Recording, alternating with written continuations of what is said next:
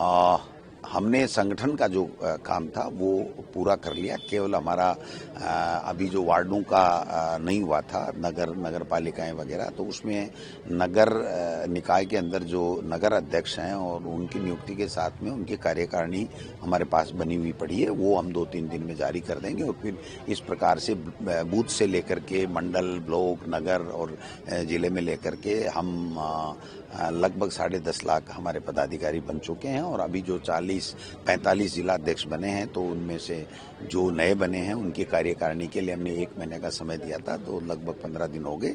15 दिन के अंदर अंदर हम इनकी कार्यकारिणी भी बना देंगे और उसके बाद में हम लोग जो पंचायत राज के चुनाव में जो हम उतरेंगे और लोगों के बीच में जाकर के इनको एक्सपोज करेंगे कि इन्होंने 12 महीने 1.5 साल तक नगर निकाय और पंचायत राज के जनप्रतिनिधियों को चुनने नहीं दिया। इससे हमें बड़ा नुकसान हुआ है। देखिए, आप 5,000 करोड़ के लगभग मनरेगा का पैसा बकाया है और कानून खत्म कर दिया राइट टू वर्क का, और वो पैसा भी केंद्र नहीं दे पा रहा है, स्टेट गवर्नमेंट भी नहीं दे पा रही है। और 3,000 करोड़ के लगभग हमारे पंचायती राज का जो चुनाव नहीं होने की वजह से पैसा नहीं मिला है। तो मैं समझता हूँ कि 8,000 करोड़ रुपए तो यही हो गए जिसका बड़ा नुकसान हो गया है।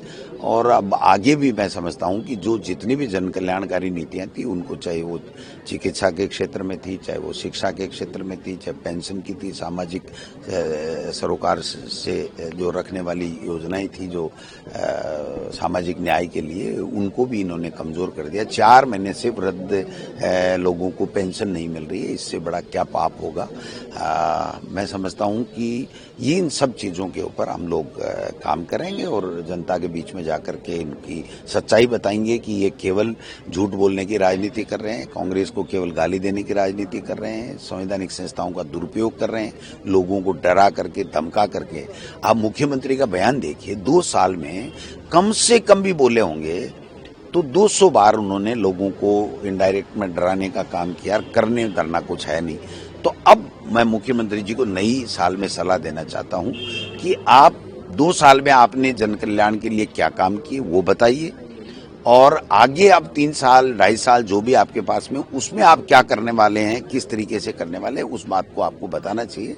अब कांग्रेस को ये जो मतलब जो डायलॉग बोलते हो ना कि हम पकड़ लेंगे भ्रष्टाचार नहीं करते, भ्रष्टाचार 4 गुना बढ़ गया साहब। कोई डिपार्टमेंट ऐसा नहीं है जिसमें बिना पैसे रिश्वत के दिए हुए कोई काम होता हो। और यहां तक भी कि ट्रांसफरों में पैसे लेने लग गए, छोटी छोटी बातों के लिए पैसे लेने लग गए। एक लिस्ट शिक्षा विभाग की निकलती है तो 4 जगह पर्ची कटती है, इसका हिस्सा अलग होगा, इसका हिस्सा अलग होगा, इसका हिस्सा अलग होगा। इससे बड़ी शर्म की क्या बात है। 800 करोड़ रुपए हमारे लैब्स हो रहे हैं, बच्चों की लैब नहीं बन रही है, केवल भ्रष्टाचार के कारण से कि वो देख रहा है मैं खा जाऊं, वो देख रहा है मैं खा जाऊं, वो देख रहा है मैं खा जाऊं। तो ऐसे अनेकों काम हैं, मैं आपको गिनाऊंगा तो शाम हो जाएगी। मैं तो ये कहना चाहता हूं, अब मुख्यमंत्री जी को अपना विजन बताना चाहिए और जो काम किया वो बताना। ऐसे मुखजबानी कहने से नहीं चलता काम कि साहब हमने हमारे संकल्प पत्र को पूरा करें। इसका मतलब आपका संकल्प पत्र ही फर्जी था। जब आप कह रहे हो कि संकल्प पत्र पूरा ही कर दिया, तो फिर किसान को किसान सम्मान निधि के नाम से पैसा क्यों नहीं मिल रहा है, लोगों को पेंशन क्यों नहीं मिल रही है, लोगों को पढ़ाने के लिए टीचर क्यों नहीं मिल रहे हैं। जर्जर भवन, अब आप अगर आंकड़ा सुनोगे तो आपको आश्चर्य होगा, 500 से ज्यादा स्कूलें जर्जर हैं, 200 ऐसी स्कूलें हैं जहां बैठने के लिए वो कमरे में घुस ही नहीं सकते। तो 700 तो ये हो गई। 16,000 करोड़ रुपए इनको वापस इनका इंफ्रास्ट्रक्चर ठीक करने के लिए, इसकी जर्जरता स्कूलों की ठीक करने के लिए चाहिए। वो पैसा कहाँ है इनके पास में। अभी तो झालावाड़ में 7 मरे, उस स्कूल का निर्माण ही नहीं कर पाए। एक पैसा नहीं, एमएलए को लिख दिया एमएलए कोटा दे दें। तो एमएलए कोटा तो एक कानून से मिला हुआ है, वो उसके विवेक के ऊपर निर्भर करता है कि उस गाइडलाइन के मुताबिक वो कहां खर्च करे। लेकिन ये अगर हर डिपार्टमेंट ये लिखने लग जाए तो एमएलए कोटा तो कोई 100 करोड़ है क्या एमएलए कोटा। तो मैं समझता हूं कि इन सब चीजों को देखना चाहिए। केवल दिखावे में, फोटो खिंचवाने के लिए, मीडिया बाइट के लिए ये कह देना कि साहब हम जो है वो हम समीक्षा बैठकें कर रही हैं, ये कर रही हैं। भ्रष्टाचार तो दिन दुगना रात चौगुना बढ़ रहा है और आप समीक्षा बैठक करके बोर कर रहे हो, अफसरों को काम करने से रोक रहे हो। तो ये आपको अप्रोच बदलनी पड़ेगी, ये मैं कहना चाहता हूँ। टीएमसी के अभिषेक बनर्जी वो एसआईआर को लेकर ज्ञानेश कुमार से मिलकर आए हैं। उनका कहना है कि एसआईआर को लेकर कोई जवाब नहीं मिला, ऊपर से एग्रेशन के साथ और बात। देखिए, ज्ञानेश कुमार जी को तो टास्क दे करके लाया गया है ज्ञानेश कुमार जी इस पद के लायक ही नहीं। वो पारदर्शिता रख ही नहीं सकते। उनका चयन ही सीजीआई को हटा करके, कानून ला करके, और उनका चयन ही अमित शाह जी और मोदी जी ने इसलिए किया है कि वो उनकी कठपुतली रहें, जो वो कहें वो ही करें, उसके अलावा कुछ भी नहीं करें। अब आप देखिए, एक तरफ तो यहाँ पर एसआईआर हो रही है, फरवरी के अंदर 11 या 15 तारीख के लगभग हमारी वोटर लिस्ट फाइनल होगी, और एक तरफ पंचायत राज के चुनाव में 2025 की जनवरी 2025 को जो वोटर लिस्ट हुई थी उसके आधार पे वोटर लिस्ट बनाने का हमारा राज्य निर्वाचन कमीशन ने आदेश दे दिया। तो दोनों कैसे होंगे आप बताइए? जो 40 लाख लोग 2025 में तो खैर अब नहीं है, तो क्या वो 40 लाख लोग दोबारा वोट डालेंगे, या फिर ये जो नई वोटर लिस्ट है इसके मुताबिक इनको चुनाव कराना चाहिए था?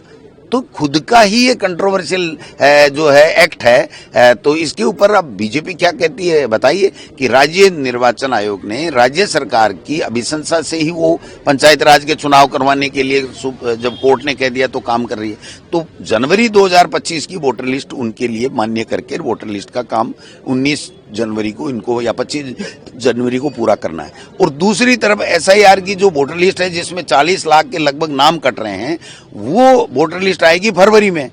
तो आप बताइए कि जनवरी वाले से करा रहे हो, फरवरी वाले से करा रहे हो? तो 40 लाख लोग तो फिर वोट देंगे पंचायत राज चुनाव में, और एक तरफ ये कह रहे हैं ये तो फर्जी हैं सारे, या तो मर गए या शिफ्टेड हो गए या डबल एंट्री है। तो ये समझ में नहीं आ रहा इनके कि करना क्या है। एक आखिरी सवाल, देखिए, राइट टू वर्क सोनिया जी ने और मनमोहन सिंह जी ने दिया था और काम का अधिकार दिया था, उसको आज ये खत्म कर रहे हैं। केवल नाम ही नहीं चेंज कर रहे हैं, महात्मा गांधी का नाम चेंज कर रहे हैं। वो कोई बात नहीं, चलो ठीक है, इनके मन में आ गई है। महात्मा गांधी को मानते ही नहीं है, नाथूराम गोडसे की विचारधारा को मानने वाले लोग हैं, तो ये कर दें। बट जो कानून था कि मांगते ही काम मिलेगा, उसको खत्म कर दिया, और नीचे से काम का प्लान बन के जाता था और वो काम मिलता था। अब केंद्र सरकार तय करेगी कि कहां बीजेपी का शासन है, कहां बीजेपी का एमएलए है, कहां बीजेपी ज्यादा जीतती है, वहां पर काम मिलेगा। और वो भी राज्य सरकार 40% उसके पास उपलब्ध होगा, वो देगी तब काम मिलेगा, नहीं तो कोई काम नहीं मिलेगा। तो जो इंफ्रास्ट्रक्चर डेवलप हुआ, जो गरीब को जो पैसा आया उसकी जेब में, वो स्वावलंबी बना, खुद आत्मनिर्भर बना, तो वो चीजें तो खत्म हो गई अब। तो मैं समझता हूं कि ये बहुत बड़ा 5,000 करोड़ रुपया अभी भी 2 साल से नरेगा के अंदर जो लेबर या उसका मटेरियल का पैसा बकाया पड़ा है, वो तो केंद्र दे नहीं रहा है।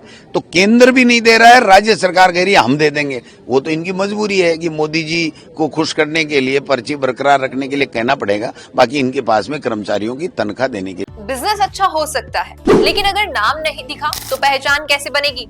अब टेंशन छोड़िए, द फैक्ट इंडिया आपके बिजनेस को देगा वो पहचान जो पूरे राजस्थान में हर किसी तक पहुंचे। न्यूज चैनल पर विज्ञापन, पॉडकास्ट और प्रमोशन के जरिए आप सीधे 5 लाख सब्सक्राइबर और 10 करोड़ से ज्यादा व्यूज तक अपनी पहुंच बना सकते हैं। तो देर किस बात की, आज ही द फैक्ट इंडिया से जुड़िए और अपने बिजनेस को बनाइए हर घर का नाम।